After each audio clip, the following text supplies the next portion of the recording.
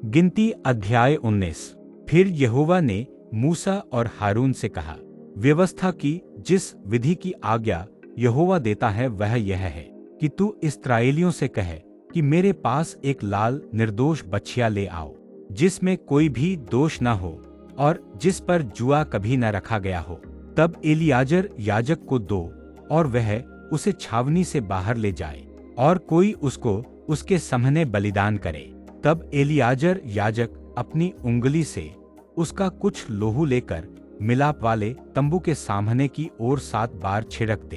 तब कोई उस बछिया को खाल, मांस, लोहू और गोबर समेत उसके सामने जलाए और याजक देवदारू की लकड़ी, जूफा और लाल रंग का कपड़ा लेकर उस आग में जिसमें बछिया जलती हो डाल दे।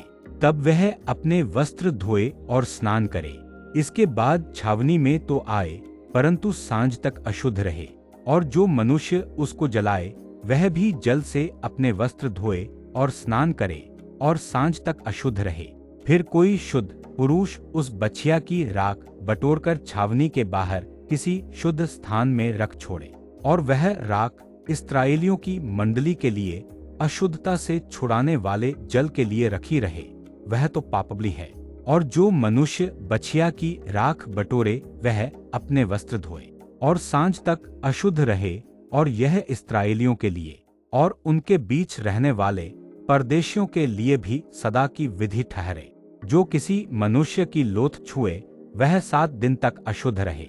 ऐसा मनुष्य तीसरे दिन उस जल से पाप छुड़ाकर अपने को पावन करे और 7वें दिन शुद्ध ठहरे।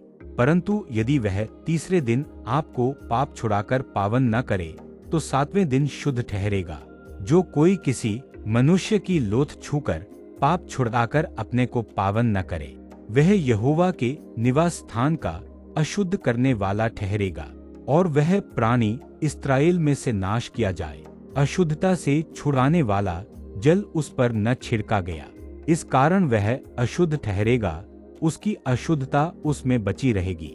यदि कोई मनुष्य डेरे में मर जाए तो व्यवस्था यह है कि जितने उस डेरे में रहें वह उसमें जाए, वे सब 7 दिन तक अशुद्ध रहें। और हर एक खुला हुआ पात्र जिस पर कोई ढकना लगा न हो वह अशुद्ध ठहरे। और जो कोई मैदान में तलवार से मारे हुए को, वा अपनी मृत्यु से मरे हुए को, वा मनुष्य की हड्डी को, वा किसी कब्र को छुए तो 7 दिन तक अशुद्ध रहे। अशुद्ध मनुष्य के लिए जलाए हुए पापबलि की राख में से कुछ लेकर पात्र में डालकर उस पर सोते का जल डाला जाए। तब कोई शुद्ध मनुष्य जूफा लेकर उस जल में डुबाकर जल को उस डेरे पर और जितने पात्र और मनुष्य उसमें हों उन पर छिड़के, और हड्डी के वा मारे हुए के, वा अपनी मृत्यु से मरे हुए के, वा कब्र के छूने वाले पर छिड़क दे। वह शुद्ध पुरुष तीसरे दिन और 7वें दिन उस अशुद्ध मनुष्य पर छिड़के, और 7वें दिन वह उसके पाप छुड़ाकर उसको पावन करे। तब वह अपने वस्त्रों को धोकर और जल से स्नान करके सांझ को शुद्ध ठहरे।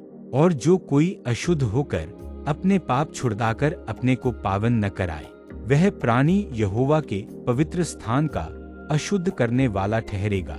इस कारण वह मंडली के बीच में से नाश किया जाए। अशुद्धता से छुड़ाने वाला जल उस पर न छिड़का गया, इस कारण से वह अशुद्ध ठहरेगा। और यह उनके लिए सदा की विधि ठहरे, जो अशुद्धता से छुड़ाने वाला जल छिड़के वह अपने वस्त्रों को धोए। और जिस जन से अशुद्धता से छुड़ाने वाला जल छू जाए वह भी सांझ तक अशुद्ध रहे। और जो कुछ वह अशुद्ध मनुष्य छुए वह भी अशुद्ध ठहरे। और जो प्राणी उस वस्तु को छुए वह भी सांझ तक अशुद्ध रहे।